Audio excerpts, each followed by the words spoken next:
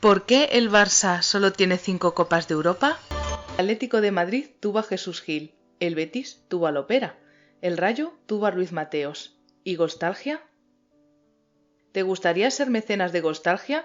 Ahora es posible gracias a Patreon. Por menos de lo que cuesta un refresco, podrás acceder a ventajas exclusivas que ningún otro oyente podrá disfrutar. Entra en patreon.com/Gostalgia y descubre lo que hemos preparado para ti. Bienvenidos nostálgicos a esta serie ¿Por qué el Barça solo tiene 5 Copas de Europa? Y como siempre me acompaña mi compañero en esta larga, dura y muchas veces enriquecedora travesía por el desierto como es Jesús Núñez. ¿Qué tal, Jesús? Hola, ¿qué tal, Josep? ¿Qué tal, amigos que me estáis oyéndonos ahora mismo? Sí, la verdad que ahora estamos más que nunca en la travesía por el desierto, ¿no? La auténtica travesía por el desierto del club, ¿no? Creo que es esto, los años que estamos viviendo, porque cualquier otra cosa comparada a este periodo post-Berna, propiamente dicho, es incomparable, ¿no? O sea, el Sí. club ha vivido etapas de sequía, etapas dolorosas en cuanto a lo, no solo a lo deportivo, sino también en el plano sentimental, en el plano de autoestima, ¿no? Como el periodo del 86 al 88, pero este periodo del post-Berna, que va desde la final de la Copa de Europa perdida en Berna hasta la primera liga que se conseguirá con Cruyff, es muy duro en todos los aspectos, ¿no? Sí. En lo económico, pero también en todo lo que, en todo el plano sentimental, ¿no? Sí, que luego cuando se gane la Liga de Cruyff lo que viene después tampoco es mucho Sí, sí, mejor. no, está claro que sí. ¿Te acuerdas que un día estuvimos debatiendo sobre que yo creía que los 60 era peor y tú decías que los 80? Creo que al final te ibas a venir a mi equipo, ¿eh, Jesús? A ver, yo creo que los 60 en cuanto a títulos deportivos es Sí, peor, pero la desafección que hay del público cierto. con el, con el equipo del 86 al 88 es incomparable. O sea, No, y la hostia de eso, Sevilla es más grande que la de Berna para sí, mí. sí, esos 20, 25 mil aficionados de media en el estadio, eso no tiene comparación en la historia del club. Cierto. O sea, hablamos de un Camp Nou que sufre la remodelación Es por más grande. la ampliación respecto al Mundial 82, o sea, un estadio en el que caben más aficionados, Sí, y estamos hablando de partidos incluso con 15.000 espectadores, ¿eh? sí, sí, sí, sí, sí, sí. Hablamos de partidos que se veían hasta con 15.000 espectadores.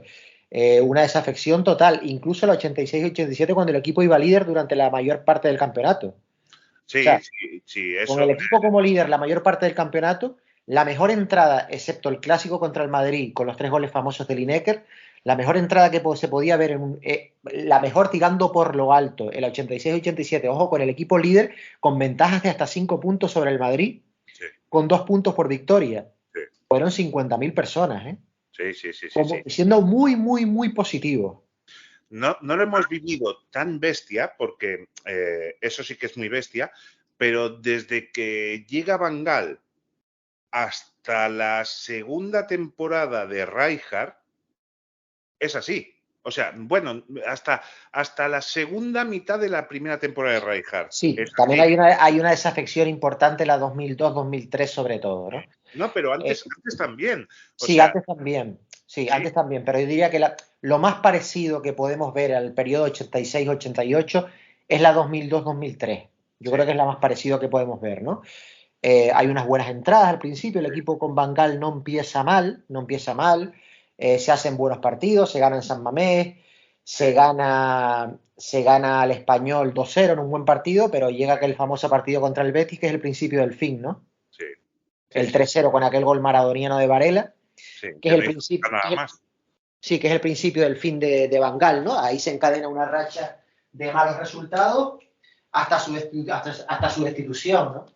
Sí, es más, mira, el otro día estaba yo mirando tal y me puse el partido de vuelta, que yo no lo vi ni en ese momento, el partido de vuelta de la primera eliminatoria de la UEFA 95-96 contra el Hapoel Beersheva, porque yo vi el partido de ida que terminó 0-7 y el partido de vuelta es en el Camp Nou 2 semanas después. Yo no vi ese partido a pesar de que lo echaban por la autonómica Sí. catalana y tal, porque estaba totalmente decidida la eliminatoria.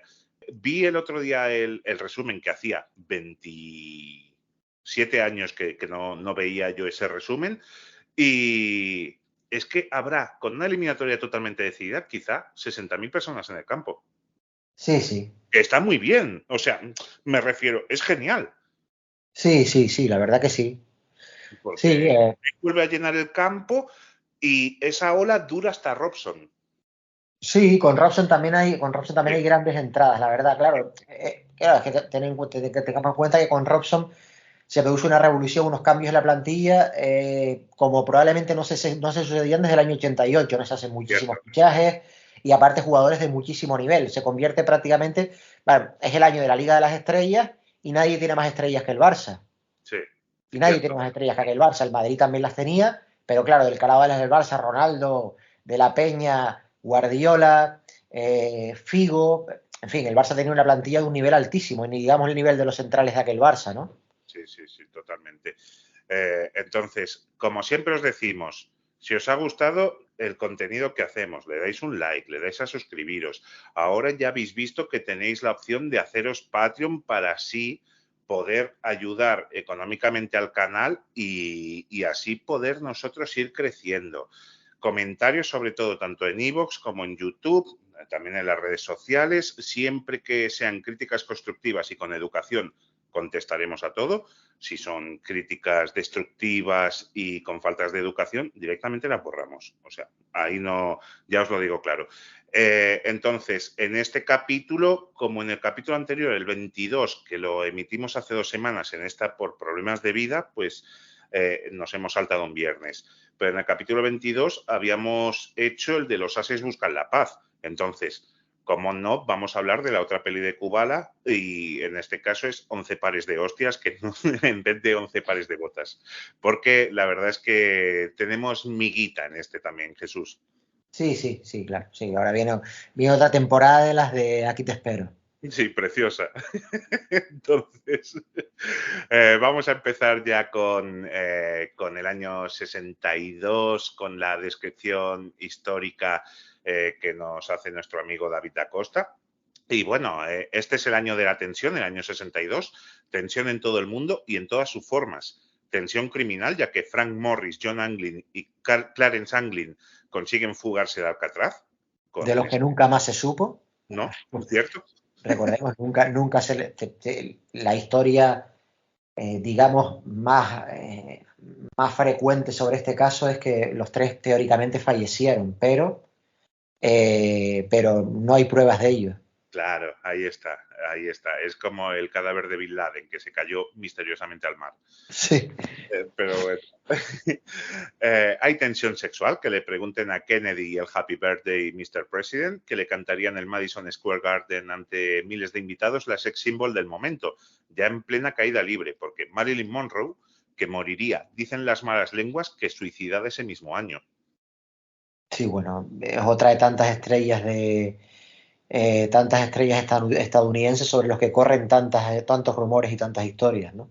Sí, a ver, tomaba barbitúricos como para parar un tren, Sí. era adicta a varias cositas también, pero las malas lenguas y la confabulación dicen que la pudieron matar porque sabía demasiadas cosas. Que por cierto, que hay una leyenda urbana que dice que Marilyn Monroe era superdotada. Mentira, se ve que era más tonta que un lápiz. No me extrañaría. No, lo que han dicho, porque sabes, ¿no? La leyenda urbana que dice que no, Marilyn Monroe era superdotada. Se ve que no, que era más tonta que un pie. Entonces, también hay tensión geopolítica. Los países europeos iban perdiendo sus viejas colonias, en muchos casos tras largos y dolorosos años de lucha. Burundi y Ruanda se independizan de Bélgica, Jamaica, Trinidad y Tobago, Samoa y Uganda se independizan del Imperio Británico.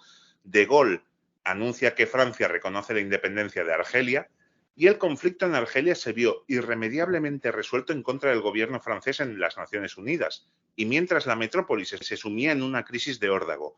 París es sacudida por el asesinato de 9 sindicalistas en las protestas contra el colaborador nazi y actual jefe de la policía de París, Maurice Papon. Porque es eso, no se erradicaron todos los nazis. No, en España, por ejemplo, se escondió más de uno. Además fueron muchísimos, tanto a la Val- costa del... Valga la redundancia. Sí, sí, sí, sí, sí. Es más, ¿cómo se llama el tío este que es muy facha, que es aquí que su abuelo llegó disfrazado de cura a España, que era nazi? No sé a quién te refieres ahora mismo, la verdad. Ostras, es un tío muy facha, es periodista, pero mucho, ¿eh? Y el apellido es alemán. ¿Está Eh, metido en la política ahora mismo? bueno, está a sueldo de políticos, me imagino. Está a sueldo de políticos. No quiere decir que esté metido en la política, pero ya sabes cómo funciona un poco el periodismo. ¿Y su apellido es alemán, me dijiste? Sí, sí, sí, sí, el apellido es alemán sin duda, pero no recuerdo ahora el nombre. Pero vamos, muy, muy, muy, muy, muy, muy facha. O sea, no es que sea de derechas, ahí ¿Será debe ser. Hermann Terz? Pero Ese. Hermann Terz es eurodiputado. Ah, es verdad, es verdad, es verdad, Hermann es Terz verdad. es Hermann Terz fue durante, y aparte, y muy prestigioso, fue un Sí, prestigioso periodista del país en la Europa del Este, sí, sí, sí, sí, sí, en sí, la época del telón de acero, sí. y después pues ha terminado siendo eurodiputado de Vox. Cierto, cierto, cierto. Hermann Terz, que escribía las crónicas del país de los años 80, Sí. parece otra persona totalmente diferente. Sí, aunque bueno, ya te digo, su abuelo llega. Bueno, Hermann Terz estuvo en el Partido Comunista, ¿eh? Sí, sí, pero Hermann también Terz Jiménez Los llegó a Santos. militar en el Partido Comunista. También Jiménez Los Santos y Mussolini. Sí, sí, también, sí. Eso no tiene nada que ver, ¿no? Pero bueno, a la vez en Francia se logra frustrar por poquito el intento de asesinato a De Gaulle, llevado al cine una década después con la película Chacal. Sí, sí, sí, la recuerdo, sí. Y por el continente americano se suceden, mientras tanto, dictaduras y distintos golpes de Estado. Leónidas Trujillo es asesinado en República Dominicana y su sucesor es depuesto a los pocos días en un golpe de Estado. Y hablando del cine, sobre Leónidas Trujillo también, y el asesinato de las hermanas Mirabal Sí, en la República Dominicana, también hay una película sobre ello que se llama La fiesta del chivo. sí, sí, sí, sí. Ya, Hay realmente dos películas sobre ello, ¿no? La fiesta del chivo es una y la otra, que no recuerdo la otra, las hermanas Mirabal les pusieron un nombre en honor a su lucha por la libertad en la República Dominicana. No recuerdo el nombre cómo era y la película se titula con el nombre que les pusieron a las hermanas Mirabal. sí. Hay otra también que habla del asesinato de Trujillo, que yo fui a verla al cine, era como 17, 18 años, y también estaba bastante bien. No Sí. recuerdo ahora el nombre. Perdonad por estos lapsus de memoria. Estamos grabando Jesús y yo a las 11:30 hora peninsular. Cosa que... 11:30 de la noche. Entonces, hay tensión religiosa también en el Vaticano entre debates encendidos sobre la doctrina eclesiástica. Las presiones del bloque occidental empujan a tomar medidas. Está lo del Concilio Vaticano II. Y es que Cuba seguía desde el triunfo revolucionario siendo el centro del mundo. El Papa Juan XXIII excomulga a Fidel Castro. También la Organización de Estados Americanos expulsa a Cuba de su seno y apoya mayoritariamente el bloqueo estadounidense a la isla. Cuba alcanza un acuerdo de amistad con la Unión Soviética y en medio de este diluvio, recordemos, tras años sufriendo atentados, viendo peligrar su soberanía, habiendo incluso frenado una invasión en Bahía Cochinos, Cuba acepta a cambio de suministros materiales, alimenticios y financiación el asentamiento de misiles soviéticos en la isla, que es un poco la contrapartida a los misiles yanquis en Turquía. Sí, sí. Muy Entonces, buena comparación. claro, al fin y al cabo, la URSS pone los misiles en Cuba porque Estados Unidos los había puesto en Turquía. Sí. Entonces, en 1962 es cuando se producen los 13 días apocalípticos donde puede saltar el mundo por los aires. Sí, sí, evidentemente es una de las, es el momento cumbre de la Guerra Fría, ¿no? Después vendrían más acontecimientos como el Vietnam y demás, que ya está en auge, pero el momento cumbre de la Guerra Fría, digamos que es la crisis de los misiles, ¿no? Sí, Vietnam, Estados Unidos, ahí se está, en el año 62, se está posicionando, pero es ya a partir del año siguiente, en el 63, donde Estados Unidos ya toma posición totalmente y una guerra que dura hasta el año 75, si mal no recuerdo. Y una de las poquísimas guerras que ha perdido Estados Unidos, que es Vietnam, ¿no? Sí, sí, sí. Que dejará imágenes para la historia, sobre todo una que es tremenda, que es la caída de Saigón, ¿no? Sí. Cómo los pro-vietnamitas del sur, los funcionarios que apoyaron a los americanos, cómo salen de Saigón ante la llegada de las tropas de Vietnam del Norte, ¿no? Sí. Y te das cuenta con esas imágenes, con esos helicópteros repletos de gente, esas barcazas repletas de gente, te das cuenta realmente lo que consigue el miedo, ¿no? Sí. El miedo realmente, pocas cosas tan poderosas como el miedo, ¿no? Totalmente. Y nos deja que a los vietnamitas les llaman desde entonces Charlie por un acrónimo, porque el Vietcong, que era VC, es Victor Charlie. Cuando tú, por ejemplo, deletreas, a mí me pasa cuando tengo que deletrear a lo mejor una palabra en inglés, pues dices, por ejemplo, Josep, J-O-S-E-P, ¿vale? Entonces dices, J like Jerusalén, pues la V es Víctor y la C es Charlie en el idioma. Entonces los vietnamitas han quedado como Charlie por eso. Pues sí, es algo que no sabía, es algo que realmente no sabía. Entonces, la medida de los misiles en la isla, en Cuba, es una medida que inmediatamente sería respondida con un bloqueo naval a la isla. El mundo estaba en vilo, siguiendo minuto a minuto como barcos soviéticos se acercaban milla a milla a Cuba, mientras naves norteamericanas amenazaban su paso. La escalada bélica era un hecho. Tras varios días de reuniones en Naciones Unidas y larguísimas jornadas en salas de guerra, incluso con un avión espía derribado sobre Cuba por baterías antiaéreas de la isla, se alcanzaría un acuerdo histórico que descensaría al mundo. La Unión Soviética se comprometía a desarticular sus bases en Cuba y, a cambio, Estados Unidos se comprometió a no invadir la isla. Sí, bueno. Sí, esos acuerdos son papel mojado. Sí, pero... sí, totalmente. Y tenemos la tensión marital también, porque mientras la represión campaba a sus anchas por la península ibérica, estalló el bombazo. Juan Carlos de Borbón y Sofía de Grecia, príncipe y princesa de 2 estados sin rey. Además, los estados se unieron los 2 estados más prósperos de toda Europa, España y Grecia. Pues nos regalaron su boda por todo lo alto para regocijo del régimen y su imagen exterior, que de la unión de Juan Carlos y Sofía ha salido una mente clarísima de este mundo, como es la infanta Elena, que es a causa de la endogamia y el cruce de sangres, porque eran primos.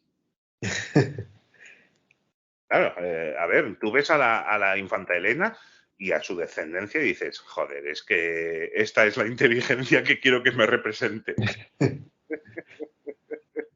Pero bueno, nos vamos a ir al fútbol. Entonces, nos vamos un poquito a resumir lo que había pasado la temporada anterior, la 61-62, que había acabado sin títulos, y era la segunda temporada seguida para el club así. A pesar de un mal inicio de campaña con Miró en el banquillo, la llegada de Kubala había parecido revitalizar al club azulgrana y había acabado la temporada como segundo clasificado.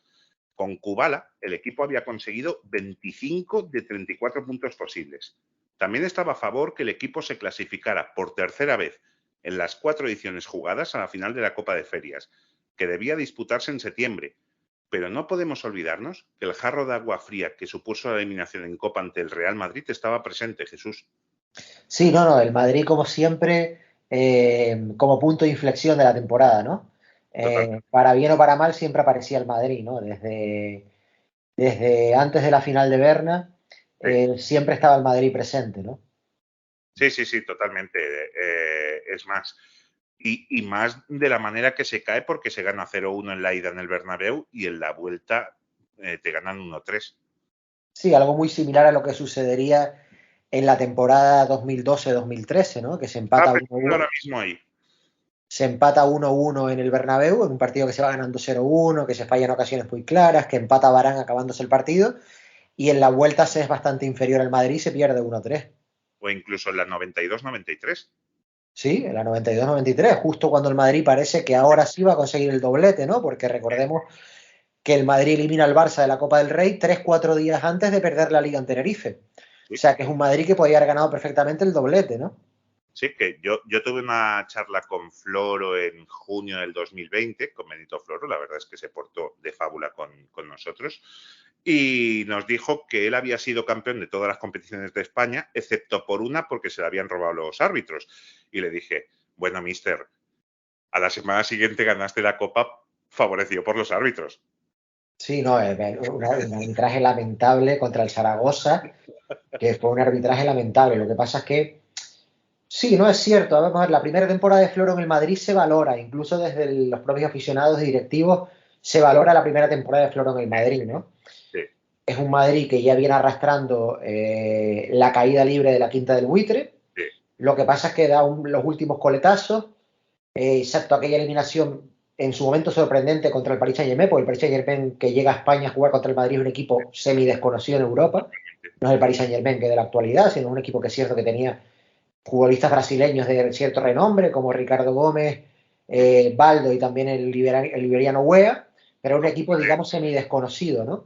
Sí. El Paris Saint-Germain le remonta al Madrid un 3-1 para ganar 4-1 en París. Y en Liga el Madrid aguanta al tipo contra un Barça que tiene mejores futbolistas y que juega mejor al fútbol que el Madrid. Entonces por eso se valora bastante la temporada del Madrid.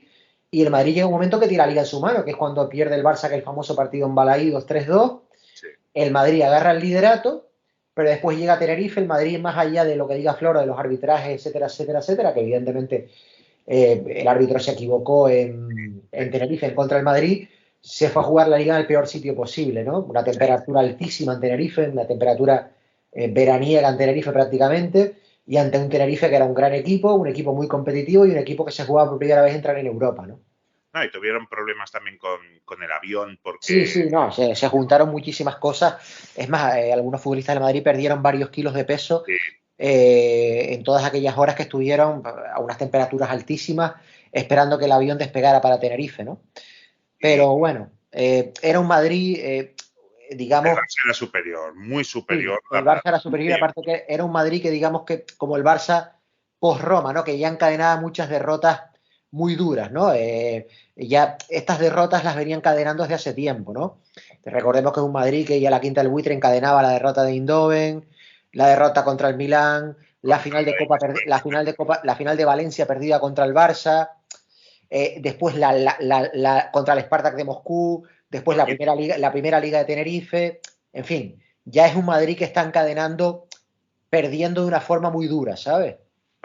Para no perder nuestra costumbre, Jesús, en esta serie, vamos a decir que la eliminación ante el Paris Saint-Germain se debe también a que el Paris Saint-Germain se encuentra con otro de los fallos garrafales de Bullo en otra eliminatoria europea. Claro, no, es que vamos a ver, yo en el tema Bullo, vamos a ver, Bullo es un portero que tuvo muy buena prensa siempre en España, Sí. Pero que fuera de España era un don nadie.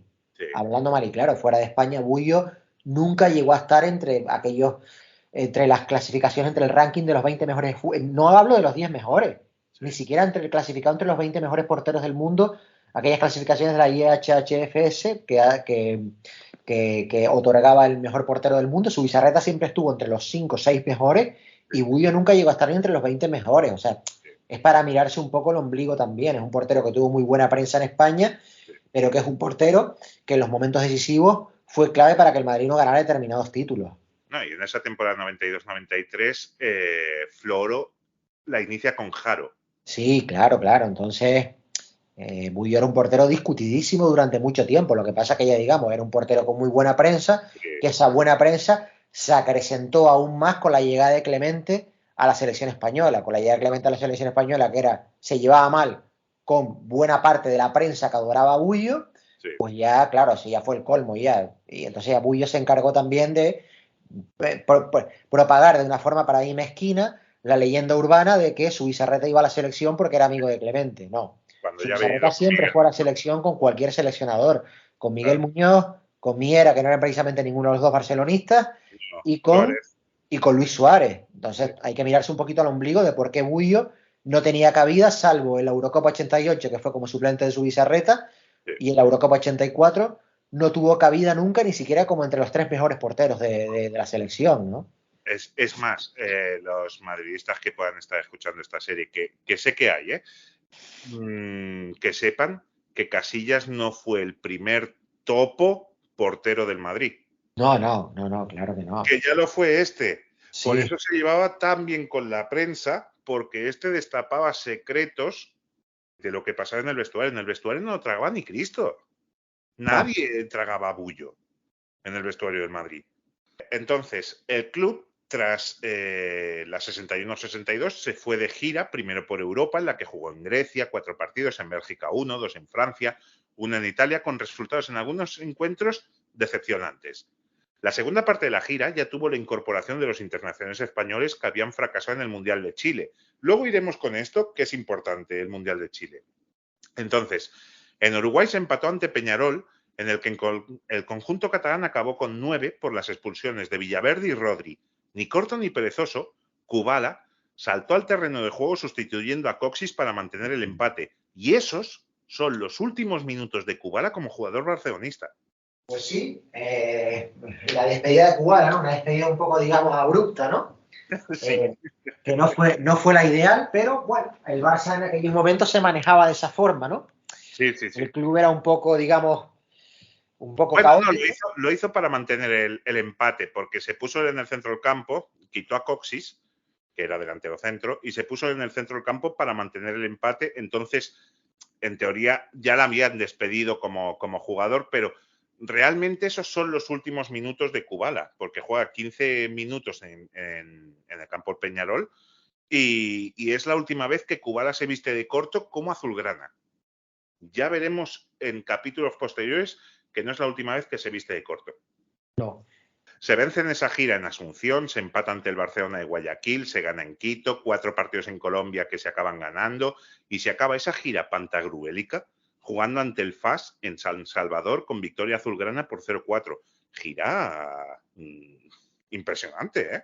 Sí, vamos, y tanto. Y tanto. Pero bueno, hubo asamblea de compromisarios en la cual estaban convocados 266 socios, de los cuales acudieron 63. 63 socios en una base social de 51.000. Sí, para que veamos también un poquito lo que hablábamos del periodo 86-88, pues aquí también un poco el desapego del socio con el club, ¿no? Sí, es más, sigue siendo a día de hoy, porque hoy en día hay, a lo mejor en las asambleas, no manejo el dato, pero a lo mejor hay 2.500 o 3.000 socios compromisarios que han de acudir a la asamblea y acaban acudiendo 700. Sí, no, esto es algo muy, muy característico del club. En los buenos y en los malos momentos, esto sí es verdad que, al contrario, no tiene nada que ver con el desapego, ¿no? En ese momento sí, quizás un poco, pero el club ha pasado muy buenos momentos y al final en estos casos van muy pocos socios, ¿no? Sí, totalmente. En la asamblea, Enric Jaudet dijo que uno de sus objetivos al inicio de su mandato era superar la ruptura social del club y dijo que esa división social ya estaba prácticamente superada. También dijo que la situación económica no se estaba superando y le echó la culpa a la herencia recibida por Miró Sans, algo que nos suena mucho al presente. Entonces decía Jaudet, de ser el club una simple empresa, estaríamos en la situación de suspensión de pagos. Tela.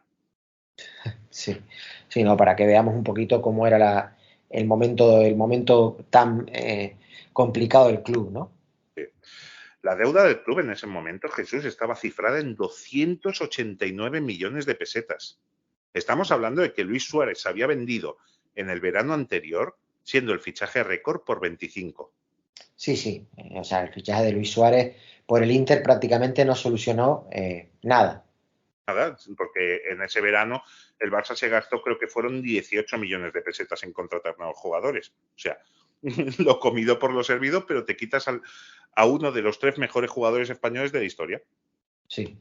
Entonces, Jaudet fue muy claro ante eso, ante la deuda, y dijo, tenemos una carga, atención a esto, tenemos una carga de 33 millones al año en amortizaciones y obligaciones. Por lo tanto, para no caer en más deuda, necesitamos como mínimo generar 33 millones de beneficio anualmente. Para paliar la deuda, hemos reducido el presupuesto. El año pasado era de 134 millones y este será de 114. Es de las primeras veces en la historia del club que el presupuesto es menos que el anterior. Sí, es que para recordar una situación similar a esta, tendríamos que ponernos en la actual, desgraciadamente. Sí. Pero claro, es que es lo que dice Yaudet. Tenemos que tener un superávit de 33 millones y desde que estamos haciendo la serie año a año, que estamos haciéndola desde el año 53, no ha habido superávit nunca, ¿vale? Entonces, para no caer en más deuda, se necesitan 33 millones anuales de superávit. O sea, imaginaros. Sí, una barbaridad. Entonces, ese año, en la 61-62, hubo un déficit de 2.059.253 pesetas. Y el tesorero, Luis Rosal, exclamó con mucha alegría: estamos satisfechos de haber saldado la deuda este primer año con tan solo este déficit, ya que lo estimábamos en una cantidad superior. O sea, tenemos déficit de 2 millones más que se suman a lo que ya teníamos y encima hay alegría. O sea, imaginaos cómo estaban las cuentas, cómo estaban los contratos. Es más, el contrato más alto de la temporada 61-62 es de Coxis, que está cobrando como 1.600.000 pesetas al año, aparte, dietas, primas, etcétera. Y el segundo que más cobra, estoy hablando de memoria, ¿eh? El segundo que más cobra, creo que es Villaverde, que cobra como 1/3 de lo de Coxis. Sí, la verdad que la situación, la verdad que era una situación un poquito, no solo caótica, ¿no? sino una situación llevada también por la construcción del Camp Nou, ¿no? En su momento y por quizás la poca visión de futuro de los dirigentes, ¿no? Que no supieron realmente valorar lo que significaba la construcción de un nuevo estadio, que a la larga evidentemente se ha demostrado que era necesario, pero que en aquel momento llevó al club prácticamente a la catástrofe, ¿no? Era necesario, Jesús, yo estoy de acuerdo contigo, pero yo soy una persona que para gastarme 1.000 euros he de tener mínimo 10.000, ¿vale? Sí, sí, está Eso claro. es mis cuentas personales. Entonces, yo no digo que tengas todo el dinero. Lo que no puedes hacer es, y si no, nos remitimos al capítulo 10 de esta serie, que es el templo de Ícaro, y es que el Camp Nou estaba presupuestado en 66 millones de pesetas, si no recuerdo mal, y acabó costando 270 o por ahí. Entonces, además no es solo el campo. Miro Sanz gastaba con muchísima alegría, pero con Sí, no, alegría no, está claro. desorbitante. Yo qué sé, imagínate, pongamos ficción, que te encuentras un lateral derecho, que es un lateral derecho normalito, que es surgido de la cantera y que un día le metió un gol, yo que sé, a un equipo francés, por poner un ejemplo, y que de repente te encuentras que su salario es de 10 millones de euros anuales limpios. Sí, no hay por dónde cogerlo, la verdad. Todo ficción. Ojalá fuera ficción. Pero bueno, nos llegaba la noticia de lo que decíamos antes del Mundial de Chile. Tras el Mundial, la FIFA había prohibido para el Mundial del 66 que jugasen selecciones con futbolistas que ya habían jugado con otro país. Eso se dio a raíz de que las selecciones de Italia y España en el Mundial de Chile jugasen cada una con 4 jugadores que anteriormente habían disputado algún partido con otra selección. En Italia era el caso de Maschio, Omar Sibori, Sormani y Altafini. España fue a ese mundial con Emilio Santamaría, que había jugado anteriormente con Uruguay, Ferenc Puskás, con Hungría, Alfredo Di Stéfano, con Argentina, y Eulogio Martínez, con Paraguay. Ni Italia ni España pasaron de la primera ronda. Entonces, eso hizo reaccionar a la Federación Española, que emitió una prohibición, la de contratar jugadores extranjeros, tan solo pudiendo jugar jugadores españoles y oriundos. La definición de oriundo es que tuviesen padres u abuelos españoles. Y si son oriundos, han de tener otra condición, y es no haber disputado partido alguno con otra selección. Sí, ¿no? Fue una solución un poquito drástica, ¿no? Sí. Drástica, pero bueno. Sí. Italia adoptaría esa medida 4 años más tarde. Entonces, España no puede contratar extranjeros a partir de las 64-65. En estos 2 años de impasse pueden jugar 2 extranjeros y a partir de las 64-65, si están contratados, pueden inscribirse, pero no se puede contratar a ningún jugador extranjero a partir del año 64. Realmente eso, desde la Federación Española, se creía que daría un mejor nivel a la selección, que llevaba ya demasiados años sin hacer una actuación digna en un campeonato. Recordamos que Brasil 50 se queda cuarto, en Suiza 54 y en Suecia 58 ni se va, y en Chile 62 no se pasa de primera ronda. Entonces, la norma de no fichar jugadores extranjeros, pues afectó al Barça ese verano y algunos más, como iremos viendo, pero sobre todo afectó al nivel futbolístico en España, que estaba a punto de iniciar unos lustros muy oscuros. Sí, sí, no, evidentemente, claro, es que la liga perdió mucho nivel. Y a partir de la ley esta de oriundos, se desempeñó una serie de picarescas que ya iremos hablando conforme vayan pasando los capítulos y que tienen su culmen sobre todo en el año 71. Entonces, ya iremos contando cositas de oriundos y cosas de estas porque es muy célebre el jugador oriundo que llega y dice que sí, que mi abuelo nació en Celta. Entonces, que fueron del club en ese verano del 62, Marañón, que se fue cedido al Córdoba, País se fue al Mallorca, ya que a pesar de contar al inicio de la campaña anterior con Miró, Kubala no contaba con él casi nunca, es más, creo que su último partido de liga lo juega, es el primer partido de Kubala en el banquillo, en noviembre. También se le dio la baja a Eulogio Martínez, el hispano-paraguayo, la verdad es que se le da la baja porque tenía una mala relación con Kubala, incluso cuando el húngaro era jugador. Y cuando Lassi pasó al banquillo, esta no mejoró. Además, si se le unían sus problemas de sobrepeso perenne y una vida nocturna más alegre de lo que gustaría, el primer goleador del Camp Nou se iba al Elche tras haber jugado 162 partidos oficiales en los que convirtió 106 goles y además había ganado 2 ligas, 2 copas y 2 copas de feria. Entonces, Eulogio Martínez es una persona que simplemente por el primer gol que marca en el Camp Nou ya queda en el recuerdo de todo barcelonista. Sí, no, claro. También se le dio la baja por su calidad de extranjero a Evaristo. Evaristo se le... tanto Eulogio Martínez como Evaristo habían sido los máximos goleadores del Barça en la temporada 61-62. A Eulogio Martínez se le da la baja por lo que hemos dicho y Evaristo se le dice que se nacionalice y este se niega en repetidas ocasiones. Entonces, el club, porque este sí que hubiera contado como español porque no había jugado con ninguna otra selección antes, no había jugado con Brasil. Entonces, el club le da la baja y lo ficha rápidamente el Real Madrid. Sí, el Madrid ficha a uno de los futbolistas, el autor de uno de los goles históricos del club, ¿eh? Se lo marca a ellos. Exactamente.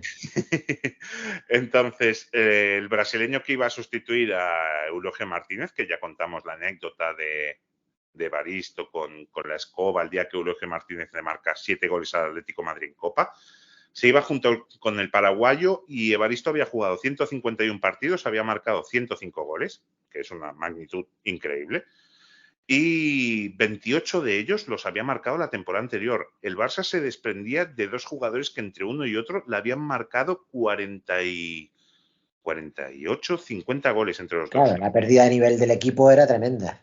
Sí. Entonces, ¿qué tenemos de altas? Pues para la defensa subía del filial Eladio, un lateral izquierdo duro, aunque noble, y a punto de cumplir los 22 años, que tendría la oportunidad de quedarse en la plantilla del primer equipo. Para el centro del campo se repescó de sucesión de 2 años a Josep María Fusté, un jugador muy combativo, con buen ida y vuelta, muy listo, con llegada y que acabaría siendo un ídolo del club. Sí. Entonces, Fusté, su primera temporada en el Osasuna, había conseguido el ascenso a primera y marcó 20 goles esa temporada. En la siguiente, ya en primera, Fusté sorprendió a muchos y consiguió 10 goles ayudando a su equipo a salvarse del descenso.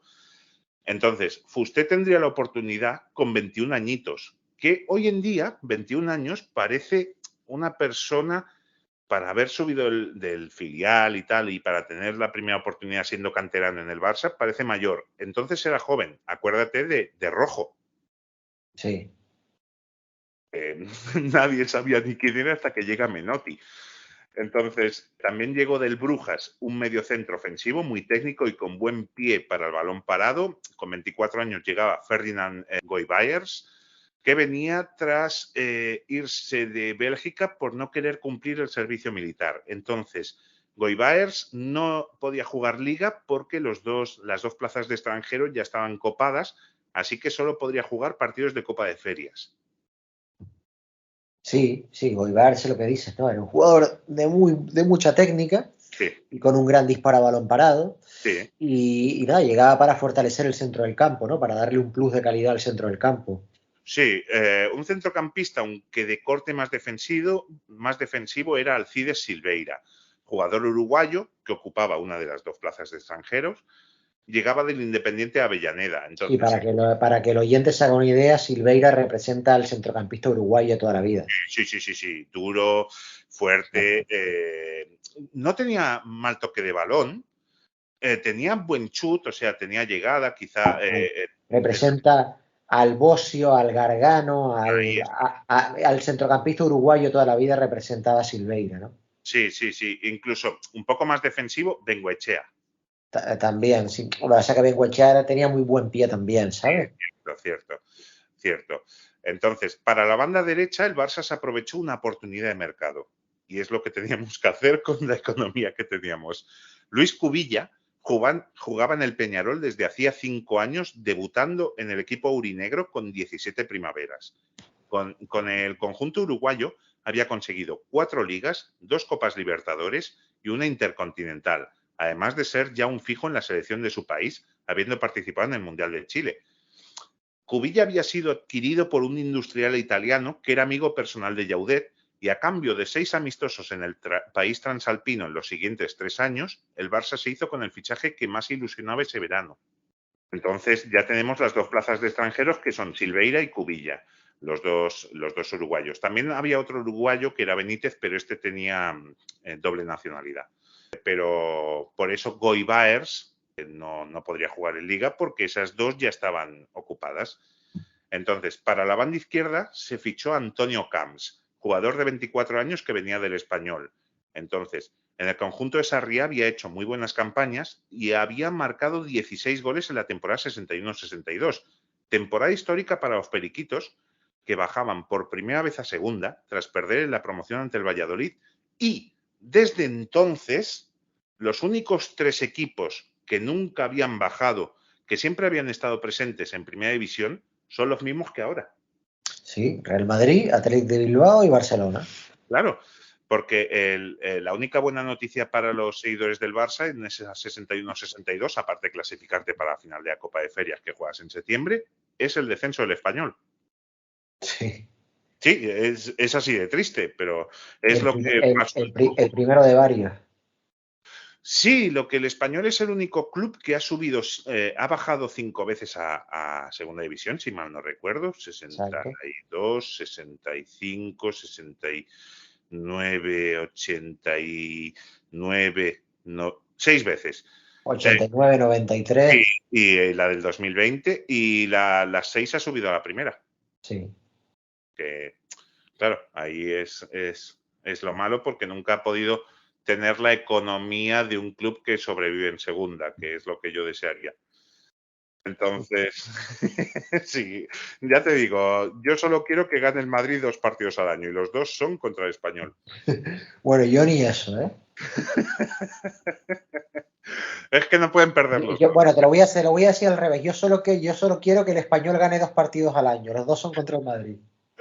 Pero al menos del Madrid respeto su historia, tío. Entonces, para el puesto de delantero centro se trajeron el Barça a Cayetano Re, que llegaba del Elche y no ocupaba plaza de extranjero debido a que también tenía la nacionalidad española. Re, un nombre con nota musical, en sus 3 temporadas en el club ilicitano había conseguido 30 goles y se esperaba mucho de él.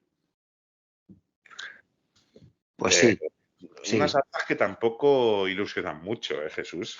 No, la verdad que no. Pero bueno, el equipo se presenta ante la afición a finales de agosto ante la ECA de Atenas, al que vencen fácilmente por 6-1 y se juega el Trofeo Carranza en el que se defiende el título. Hasta el año 70 o 71 en el Trofeo Carranza el campeón tenía derecho a defender su título al año siguiente. Creo que en el año 70-71 se deja hacer eso. Entonces, en las semifinales del Carranza el Barça gana al San Lorenzo de Almagro, invitado de última hora tras renuncia de Peñarol, y juega la final al día siguiente ante el Zaragoza, que había vencido la noche anterior al Inter. Zaragoza estaba viviendo los mejores años de su vida y en los próximos capítulos nos lo vamos a encontrar muchas veces. Estamos hablando del Zaragoza de los 5 magníficos y que luego pasaríamos al Zaragoza de los zaraguayos. Exactamente. Entonces, en la final contra el Zaragoza se llega al final de los 90 minutos con empate a 0. Al inicio de la prórroga se adelanta el equipo maño, pero a 3 minutos del final Cayetano Re marca el empate. Entonces, Enrique Ballester, directivo del club gaditano, había ideado antes de la final que si se llegaba a un empate tras 120 minutos, la suerte del partido la dilucidaría una tanda de penaltis, algo que se estrenaba en ese momento. La primera tanda de penaltis de la historia es entre Barça y Zaragoza. La tanda no era tal y como la conocemos hoy, pues primero chutó 5 penaltis el Zaragoza con este resultado. Duca, gol. Seminario, gol. La Petra, va al poste. Santa María, va fuera. Y el portero Maño, Yarza, marca gol. Entonces, por el Barça chutaron los 5 siguientes. Benítez marca gol, Re, gol. Camps lo para Yarza, Cubilla lo para Yarza y Rodri marca gol. Entonces, volvían a empatar. Y entonces hubo una discusión entre el presidente del Zaragoza y el del Barça. El Maño proponía que el vencedor se dilucidara mediante el lanzamiento de una moneda. Llaudet quería que se hiciera otra tanda más. Entonces se lanzó una moneda y ganó la propuesta de Llaudet. Así que esta vez chutaba los 5 primeros chuts el Barça. Chutaba Goibaers y marcaba. Benítez también. Re, Gracia y Vergés marcaban los 5. Entonces el Zaragoza empezaba su tanda con Duca y la mandaba al poste. Entonces, el Barça había vencido la primera tanda de penaltis de la historia y se llevaba su segundo Carranza consecutivo. Sí, cuando los trofeos veraniegos tenían mucho prestigio y sobre todo el Carranza. Es una pena, ¿no? Es una pena que con el tiempo se han perdido los trofeos veraniegos a cambio de estas giras asiáticas, ¿no? Sí, pero en aquel momento tenía mucho prestigio el Carranza, el Teresa Herrera, en fin, yo recuerdo Teresa Herrera con Sao Paulo, Barcelona, Real Madrid a principios de los 90 con un nivel altísimo. Sí. Es más, nosotros hemos hecho un par de programas en Golstalgia, los podéis encontrar. Los trofeos los trofeos son para el verano, haciendo el símil con las bicicletas. Y hemos hecho los trofeos del verano del año 93 y el 95. Entonces, si los buscáis, los encontráis, están en iVoox. Y hace poco, con la tanda de penaltis que el Barça jugó ante la Real Sociedad, ante el Betis, perdón, en la Supercopa de España, yo puse un dato en Twitter y es que el Barça había jugado con la del Betis 15 tandas de penaltis en toda su historia de manera oficial.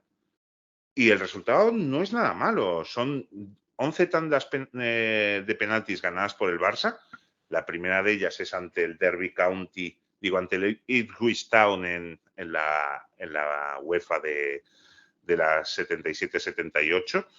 Y tan solo ha perdido 4. La primera de ellas es ante el Madrid, que siempre es el primero en desvirgarnos en todo, en la Copa de la Liga de la 83-84. Yo diría que Copa de la Liga 84-85. 84-85, porque a 83-84 la gana el Barça. Es la Copa de la Liga del 84-85, justo muy poco después de que el Barça se proclame campeón de Liga en Valladolid.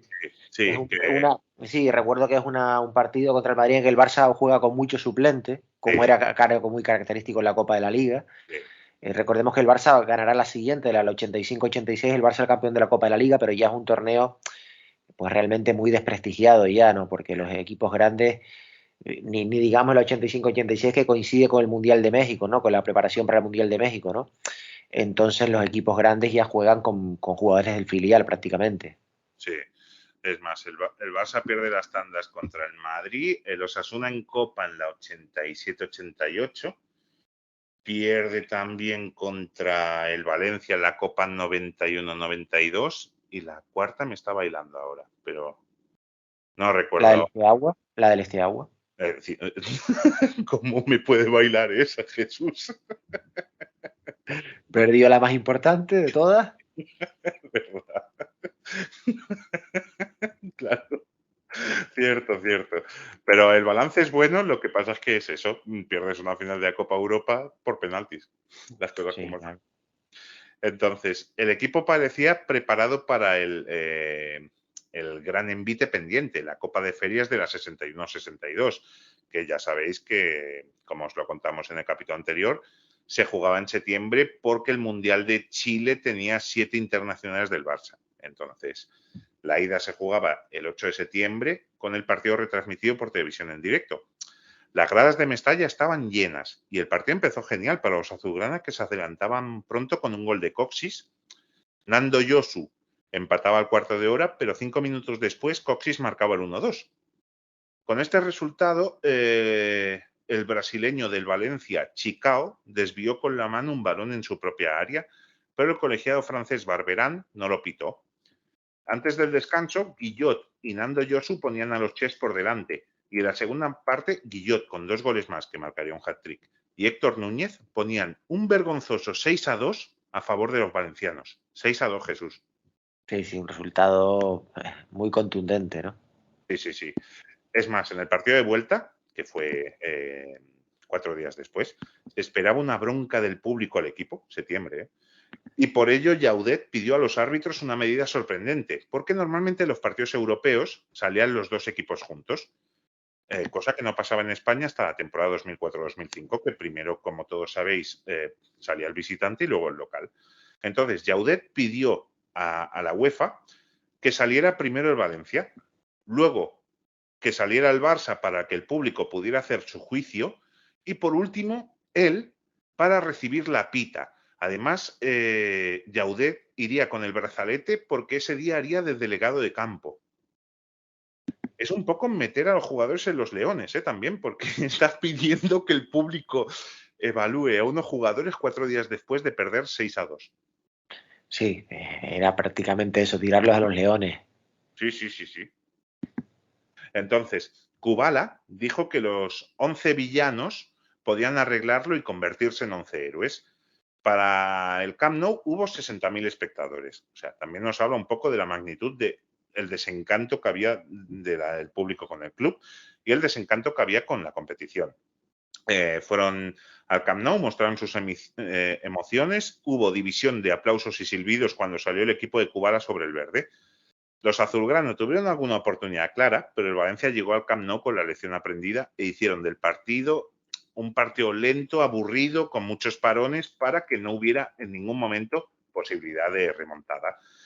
Entonces, en el primer minuto de la segunda parte, marcaba Coxis el 1-0, que hacía concebir esperanzas, pero no pudo hacer mucho más el Barça, y a 3 del final, Guillot ponía en el empate y daba al Valencia su primera Copa de Ferias. Sí, el primer gran título del Valencia a nivel europeo, ¿no? Sí. A lo que se añadiría después la Recopa de Europa, etcétera, ¿no? Pero sí, y la Copa de Ferias de esta 62-63 también. También, ¿no? Entonces, digamos que el Valencia europeo empieza ahí, ¿no? Sí, totalmente. Es más, ganan estas 2 copas de feria, ganan la Recopa del 80 y la UEFA del 2004. Diría Exacto. que ya está, ¿no? Además de llegar a 2 finales de la Copa de Europa en el año, Sí, en el año 2000 y 2001, ¿no? Sí, pero a nivel de títulos... Que me hace gracia porque a Cooper muchas veces se le achaca que es un técnico perdedor, ¿no? Pero no se valora el mérito brutal. Claro, Cooper pierde, pero pierde una final de Copa del Rey con el Mallorca contra el Barça, una final de Recopa con el Mallorca contra el Lazio y 2 finales de Copa de Europa con el Valencia, ¿no? O sea, lleva a Mallorca y Valencia a un nivel que no habían estado nunca en su historia. El Mallorca, cierto que había jugado la final de la Copa del Rey del año 91 contra el Atlético de Madrid, Sí, con pero es Serra un Ferrer. Mallorca que acaba descendiendo al año siguiente. Exacto, pero nunca va a llegar a una final de la Recopa y el Valencia, digamos, el gran fracaso de Cooper, digamos que es aquella liga que pierde con el Inter Sí. en la 2001-2002 en el último partido en Roma contra el Lazio, ¿no? Pero achacar a Cooper, cargar a Cooper con la etiqueta de técnico perdedor cuando ha llevado al Valencia a dos finales de la Copa de Europa, yo creo que es un poco injusto, ¿no? Es más, diría que en la Copa de África, diría que 2014, aunque no estoy ahora seguro y alguien me puede corregir, en la Copa de África 2014, Cooper lleva a la selección de Egipto, quizás es 2016, pero lleva a la selección de Egipto, la lleva a la final, va ganando 2-0 en el descanso y acaba perdiendo. Sí, no, claro. Evidentemente también es cierto que para la carrera de Cooper hay un antes y un después de esa liga perdida con el Inter, ¿no? Sí. Hasta entonces Cooper es un técnico prestigiosísimo. En el 2000 lo quería toda Europa. Sí, me queda el salto del Valencia al Inter, o sea, Sí. un técnico muy prestigioso, pero que esa derrota le marca muchísimo, ¿no? Marca su carrera para mal. Sí, pero es más, ¿cuántas veces se anunció que Cooper podía ir al Barça? Sí, y tanto. Que son las hostias que iba dando esa directiva de Cooper, Capello o Bianchi, Menotti también salía. Sí, sí. Un rumbo claro del club. Un rumbo fijo. Que nos reímos de que Florentino decía, no sé si traer a Wenger o Mourinho, pues aquí pasaba lo mismo Sí, con sí, total. cuando Gaspar. Realmente el primer presidente que tiene una idea clara del entrenador que quiere es Laporta. Sí, sí, totalmente, claro. Porque no, Núñez con Cruyff, bueno, es Cruyff para mí el que marca el camino. Yo defiendo a Núñez en muchas cosas, pero en esta no, porque después de Cruyff viene Robson, que es la antítesis. Sí, no, no. A ver, evidentemente el balance económico de Núñez no se le va a discutir, pero la capacidad de dar bandazos de Núñez con los entrenadores también tenía lo suyo, ¿eh? Sí. De Late Caminotti. Tuvo un momento ahí de impasse con los 6 años con los 8 años de Cruyff, pero recordemos que Núñez va dando bandazos. Núñez ficha un entrenador y lo contrario un año tras otro. O sea, Núñez te pasa de Late a Menotti como de Menotti a Venables. No, en el año 88 él no quiere traer a Cruyff, trae a Cruyff porque es el único que puede sacar un poco las castañas del fuego porque es Sí, un claro. antiguo ídolo, es un tío con carácter, pero él hubiera traído a Clemente. Lo que Sí, sí. él lo dice posteriormente, que no trae a Clemente porque los socios no se lo perdonarían porque Clemente es el entrenador de aquel Athletic que lesiona a Schuster y a Maradona y Clemente es el entrenador del Español. Y ojo, el estatus que tenía Clemente en aquellos años 87-88, ¿eh? Está Clemente, fichado por el Madrid también, ¿eh? sí, Clemente era uno de los entrenadores más prestigiosos del mundo, ¿eh? Mm. De Europa, ¿eh? Como mínimo de Europa. Clemente Sí, era un entrenador súper prestigioso. sí. Un No, entrenador que y había llevado Clemente, un entrenador que había llevado al Athletic a ganar 2 ligas consecutivas, que había llevado al Español a ganar la Copa a llevar a una final de la Copa de la UEFA. y tercero el año anterior. O sea, no es moco de pavo, ¿eh? No es No. moco de pavo. Y con el Eh, Atlético de Madrid, si no hubiera sido el presidente Gil, hubiera estado más tiempo. Lo que pasa es sí, que Gil, pues bueno, es Gil. sí. Porque Clemente lo destituye Gil, creo que a 9 jornadas del final, tras perder el Atlético en casa ante el Madrid, que ese Madrid era arrollador, y el Atlético va segundo en ese momento, creo. Sí, sí. Entonces, pero bueno, a mí Clemente, a ver, dentro de un esquema que yo no comparto y tal, pero considero que ha hecho muy buen trabajo hasta la derrota en Chipre. Desde Chipre hay un antes y después de Claro, Clemente. claro, es como lo mismo que estábamos hablando ahora de Cooper, ¿no? Hay derrotas que marcan a los entrenadores, Sí, derrotas, momentos que marcan la carrera de los entrenadores. La carrera de Rijkaard la marca el vestuario que se le pone patas arriba a la 2006-2007. A partir de entonces Rijkaard ya no es el entrenador que era antes. La carrera de Clemente lo marca la derrota en Chipre, la de Cooper la marca la derrota con el Inter en aquella liga ganada. En fin, hay entrenadores a los que la derrota los marcan, a los que hay un momento determinado, ya sea una derrota o un vestuario que se le va de las manos, que terminan por marcarlo, ¿no? Sí, que para mí lo de Rijkaard no es propiamente por Rijkaard, sino porque se va el poli malo, que es Tenkate. Sí, sí, Y entra también, sí, Neskens, que es otro buenazo. también, exacto. Entonces hay dos buenazos, que son Rijkaard y Neskens, que me los llevaría a cenar mañana mismo, pero necesitas un poli malo, que ese papel lo ejercía Tenkate. Sí, sin dudas, muy de acuerdo. El equipo empieza bien la liga, ganando por 2-3 en San Mamés. Camps debutaba en liga con el Barça y marca 2 goles. El segundo de ellos, que suponía el 2-3, fue en claro fuera de juego. Se venció con un solitario gol de Zaldúa en la visita del Betis al Camp Nou, y en la tercera jornada visitaba el equipo de Kubala el Santiago Bernabéu, que además querían venganza, pues el equipo de Miguel Muñoz, que había quedado sorprendentemente eliminado en primera ronda de la Copa Europa ante el Anderlecht. Entonces, 2 goles de Di Stéfano, uno en cada mitad, dejaba el partido sentenciado y alejaba a los de Kubala de los blancos en 2 puntos. Más difícil de lo que refleja el marcador tuvo el conseguir los 2 puntos en la visita del Depor al Coliseo Blaugrana. El ex azulgrana Julen Rifé marcaba el 1-0 en propia puerta, pero 2 goles de Veloso dejaban el 1-2 al descanso y ya hubo algunos pitidos tímidos de la grada. Entonces, en la segunda parte, Pereda, Fusté y 2 goles de Re dieron la victoria al Barça por 5-2. Pero estamos en la cuarta jornada y ya es la segunda vez que se escuchan pitidos en el Camp Nou, Jesús. Sí, la cosa, la verdad es que era un club que ya venía arrastrando muchos problemas desde temporadas anteriores y al mínimo pues ya estallaba todo por los aires, ¿no? Totalmente. Entonces, entre medias de estos partidos jugó el Barça la primera ronda de la Copa de Ferias. El sorteo había sido benévolo y tocaba en suerte los belenenses portugués, que logró empatar en Lisboa y también en el Camp Nou. Con lo Equipo con cual, el que se enfrentaría de nuevo el Barça en la Copa de la UEFA 87-88, los sí, belenenses. y en la 76-77, si no Sí. recuerdo mal. El 87-88 dirigido por un ex azulgrana como Mariño. Sí, cierto, cierto. Que luego los belenenses, si no me equivoco, también lo dirigió un ex azulgrana como Paco Fortes. Exactamente, sí. Que cuando estuve en Lisboa antes de la pandemia, me acerqué a su estadio y, ostras, claro, ahora los belenenses creo que juegan en tercera o en cuarta división y tienen un estadio del copón. Y da Sí, bastante pena. Es más, creo que ha habido rollo Logroñés, que ha habido 2 equipos, y está el verdadero y el apócrifo, sí. pues eso es lo que pasa, creo, con el conjunto portugués.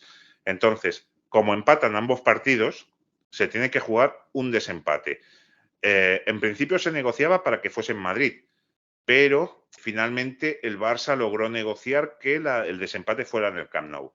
Además del ridículo de empatar 2 partidos ante un conjunto totalmente inferior, en esa eliminatoria el Barça tuvo que padecer la lesión grave de Zaldúa, el hombre gol del equipo, que estaría fuera 4 meses, porque es que cuando el perro es flaco todos son pulgas.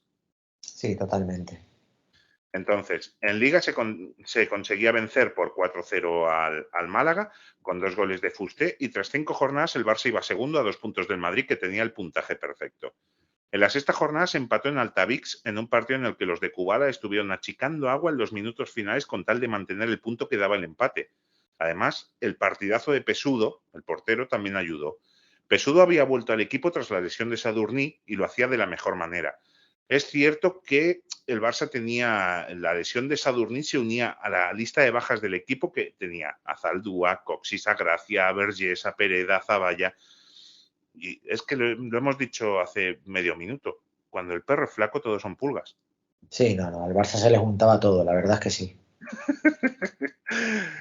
Rey y Coxis iniciaron la victoria por 2-1 del equipo ante el Valladolid y se pasó de eliminatoria en Europa, pero no sin sustos, pues el conjunto lisboeta se adelantó en el marcador y, atención Jesús, las 23.000 personas que acudieron al Camp Nou mostraron en diferentes momentos su disgusto con el juego del equipo. 23.000 personas en un partido de desempate, ¿eh? Sí, sí, terrible, terrible. Otra vez, ¿no? Lo que estábamos hablando de la desafección de público y del público con el club, ¿no? Con el equipo. Sí, sí, sí. Se rozó el ridículo en la siguiente jornada de Liga, pues el Oviedo vence por 3-1 al conjunto catalán y, si no fuese por Pesudo, podrían haber caído al equipo 6-7 goles tranquilamente. Sí, para que nos hagamos una idea de cómo estaba el Barça realmente, ¿no? Sí. Visitaba el Valencia al Camp Nou y Vicente adelantaba al Barça, pero a falta de 5 minutos Héctor Núñez, que ha tenido una gran carrera también como entrenador, puso el 1-1 y suerte, porque Sadurní para en el minuto 90 un penalti a Ribellas que hubiese supuesto ver volar los puntos hacia Valencia. Encima, con suerte, Jesús. Sí. Bueno, por lo menos la suerte por una vez caía de nuestra cara, ¿no? Sí, pero bueno, suerte que sacas un empate en casa. Sí. Es que a eso me refiero. Y en el partido 800 del Barça en Primera División, la noticia del prepartido fue que debido a la lista de bajas que tenía Kubala en la delantera, Benítez, que normalmente juega de lateral derecho, también podía jugar en el centrocampo, pues ese partido jugó de delantero centro. Entonces, no dio pie con bola el uruguayo. Es normal, no es su posición. Entonces, el Sevilla fue mejor que el Barça y un solitario gol de Arieta III decidió el partido. Entonces, tras 10 jornadas, el Madrid iba líder con 15 puntos. El Barça con 12 iba séptimo. Entonces, la situación ya empezaba a ser muy complicada. Sí. Estamos viendo que se ha perdido en Sevilla, se ha empatado en casa contra el Valencia y se ha perdido contra el Oviedo. Llevamos 3 jornadas sin ganar y espera. Entonces, hubo un parón en Liga debido a los compromisos que tuvo la selección española de cara a la Eurocopa. Pierde España en Bucarest 3-1, pero daba igual porque la ida la había ganado España en el Bernabéu por 6-1.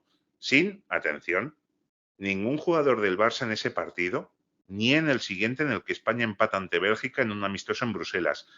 Que España, es cierto que no había cambios, pero que España presente 2 onces en 4 días y en ninguno de los 11 haya un jugador del Barça es sintomático. Pues sí. Y más en un tiempo donde no había jugadores de España en otros países, el único era Luis Suárez. Sí, al Mundial del 2002 también van muy pocos futbolistas del Barça, creo que solamente va Xavi, Puyol y Luis Enrique. Cierto, Luis Enrique también, sí. Sí. Una época similar. Sí, pero aún van 3. Sí. Es cierto que Xavi diría que no juega ni un minuto. No juega, no. Pero al menos van 3.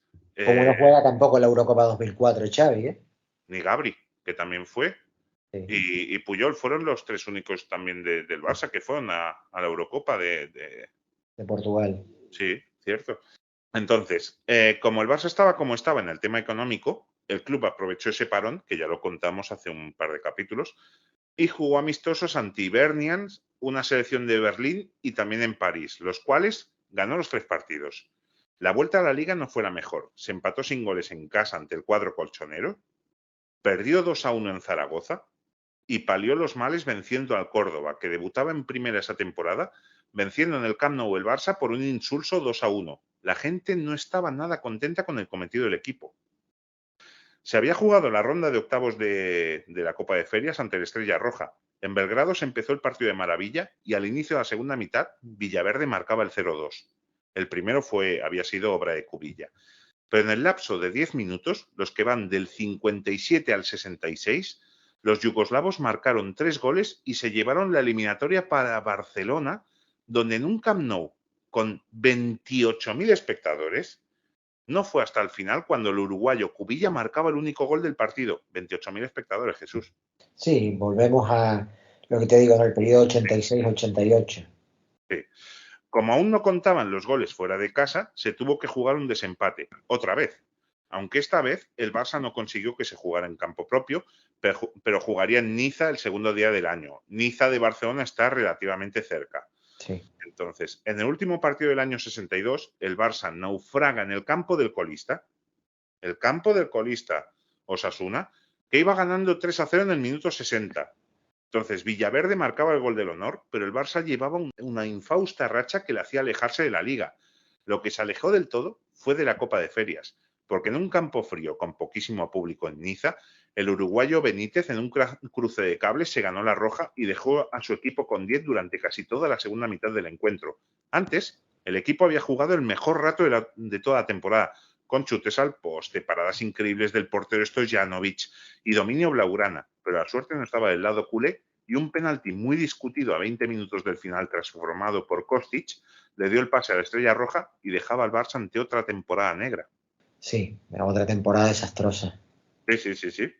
Porque podían hacerse muy duros los meses hasta que llegase el consuelo de luchar por la Copa que se jugaba tras finalizar la Liga. No es que no se ganasen títulos, es que ni se luchaban, Jesús. Sí, era eso, ¿no? Era la falta de competitividad tremenda de un equipo, ¿no? Que otra vez muy marcado por una derrota en una final de la Copa de Europa, ¿no? Sí, Siempre el Barça se ha caracterizado en su historia porque los partidos de las finales de Copa de Europa le han hecho mucho daño, ¿no? Para los años posteriores. sí, Hablamos de Berna, hablamos de Sevilla y hablamos de Atenas, ¿no? totalmente. Entonces, en la última jornada de la primera vuelta, el Barça recibía al Mallorca. El conjunto de Kubala fue recibido con pitos, que solo cesaron cuando Zavalla puso el 1-0 en el marcador, pero volvieron cuando Pepillo, con pasado madridista, marcaba el definitivo 1-1. Un flamear de pañuelos acompañado de una silbatina despidieron al equipo que había acabado horrorosamente la primera vuelta. Tras 15 jornadas, atención a esto, el Madrid compartía el liderato con el Oviedo, ambos con 22 puntos. El Valladolid, junto con el conjunto asturiano, había sido una de las grandes sorpresas de esa temporada porque iba tercero con 20. Atlético de Madrid y Valencia tenían 18, Zaragoza 17 y al Barça nos lo encontramos séptimo con 16, a 6 del Madrid en Liga de 2. Pues sí, tremendo. Entonces, esa misma noche se reúne de urgencia la junta directiva y estuvieron toda la noche y parte del lunes por la tarde discutiendo. Pero el martes, Enric Llaudet convocó rueda de prensa y dijo: les he convocado a ustedes para darles a saber un hecho desagradable para todos nosotros.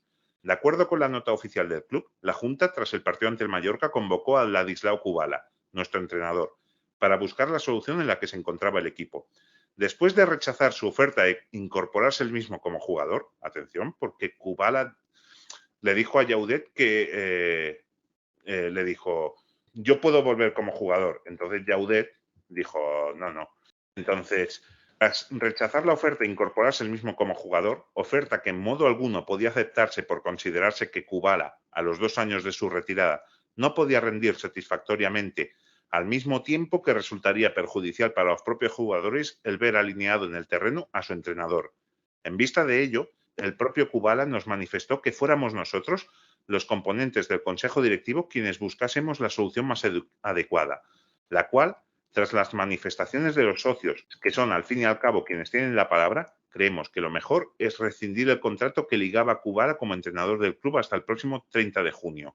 Esta junta directiva reconoce públicamente los méritos de Kubala y el esfuerzo que ha realizado, sin fortuna alguna, considerando que la responsabilidad recae en el entrenador, en los jugadores y, ¿por qué no?, también de la directiva, cuya dimisión también es posible si las cosas no se enderezan.